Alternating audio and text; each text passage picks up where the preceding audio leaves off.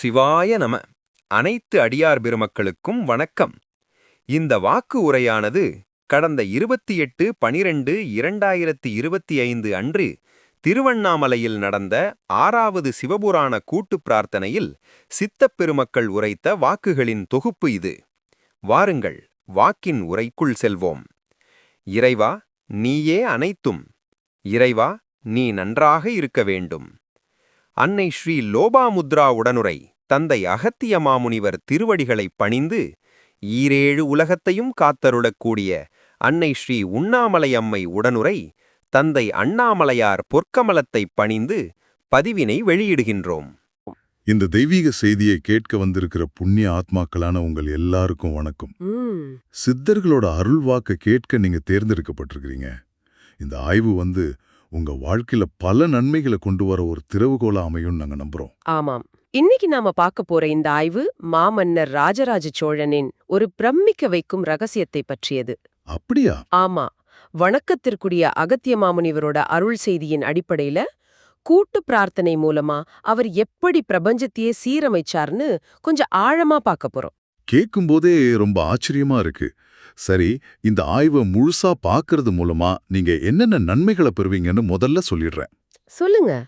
முதல்ல, நம்ம முன்னோர்களோட வானியல் அறிவு எவ்வளவு உயர்ந்ததுன்னு தெரிஞ்சுக்குவீங்க. அது ரொம்ப முக்கியம். ரெண்டாவது, ஒற்றுமையோட சக்தி, அதாவது நம்ம கூட்டு சக்தி பிரபஞ்சத்தையே மாற்ற வல்லது அன்ன உண்மைய உணர்வீங்க. சரி. கடைசியா, நம்மளோட தற்கால பிரச்சனைகளுக்கு நம்ம மரபுலயே தேர்வுகள் இருக்குன்னு ஒரு பெரிய நம்பிக்கை உங்களுக்கு கிடைக்கும். சரி, வாங்க இத விரிவாக அலசுவோம். இதுல ஒரு சுவாரஸ்யமான விஷயம் என்னன்னா, தஞ்சை பெரிய கோவில் வெறும் ஒரு வழிபாட்டு தலம் மட்டும் இல்ல. அதுக்கும் மேலையா? ஆமா, அது ஒரு மிக உயர்ந்த வானியல் ஆய்வு மையம்னு அந்த குறிப்பு சொல்லுது. கிரகங்களோட பாதையில ஏற்படுற ஒரு சின்ன விலகல் கூட பூமிக்கு பேரழிவை ஏற்படுத்தும்னு மாமன்னர் உணர்ந்திருந்தாரு. ஓஹோ, அப்போ அந்த விலகல்களை அவர் எப்படி சரி செஞ்சார்? இங்கதான் விஷயமே ரொம்ப சுவாரஸ்யமாகுது. சுத்தி கூண்டுகள்னு சில அமைப்புகள் இருந்துதாம். அதுல இருந்து கிரகங்களோட இயக்கத்தை 360 டிகிரி கோணத்துல ரொம்ப துல்லியமா கண்காணிச்சிருக்காரு. கூண்டுகளா? சரி, அப்படி கண்காணிச்சு கிரகங்கள் பாதை மாறுதுன்னு தெரிஞ்சதும் என்ன செய்வார்? அதுதான் படி 2, அறிக்கை. அதாவது கிரகங்கள் பாதை மாறுறது அறிஞ்ச உடனே பறையடிச்சு மக்களை ஒரே இடத்துல ஒன்று சேர அழைப்பார். எல்லா மக்களையுமா? ஆமாம். பல்லாயிரக்கணக்கான மக்கள் ஒரே நேரத்துல ஒரே சிந்தனையோட கூடும்போது ஒரு மாபெரும் சக்தி உருவாகும். இதுதான் 3வது படி, கூட்டு சக்தி. அந்த மக்கள் என்ன செய்வாங்க? அவங்க எல்லாரும் சேர்ந்து குறிப்பிட்ட மந்திர பாடல்களை பாடுவாங்க. அப்படி பாடும்போது எழும்புற அந்த ஒலி ஆற்றல். அந்த ஒலி ஆற்றல்.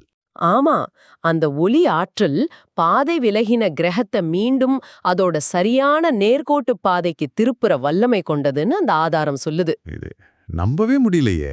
இதுக்கு ஏதாவது உதாரணம் இருக்கா? இருக்கு. சித்ரா பௌர்ணமி அன்னைக்கு சந்திரனும் சித்திரை நட்சத்திரமும் இணையாம விலகி இருந்தப்போ இந்த முறையில தான் அதை அவர் சீரமைச்சாருன்னு அந்த குறிப்பு சொல்லுது. அப்போ இத நாம ஒரு பெரிய சித்திரமா பார்க்கணும் இல்லையா? ஆமா. அப்படி பார்க்கும்போது ஒரு கேள்வி எழும். இவ்வளவு பெரிய அறிவியல் உண்மைகள் ஏன் மறைக்கப்பட்டது? அதுதான் எனக்கும் புரியல. மன்னர் மக்களுக்காக தன்னை தாழ்த்தி ஒரு சேவகனா இருந்து இந்த அரிய செயலை செஞ்சிருக்கார்.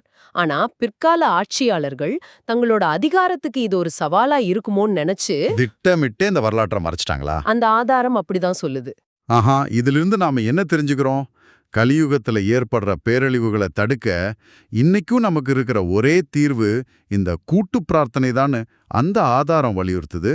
ஆமா, இது மனித ஒற்றுமையோட மகத்துவத்தை ரொம்ப அழகா உணர்த்துது. சரி சரி. இது ரொம்ப முக்கியமான ஒரு கேள்வி எழுப்புது. நீங்களே யோசிச்சு பாருங்க. சொல்லுங்க.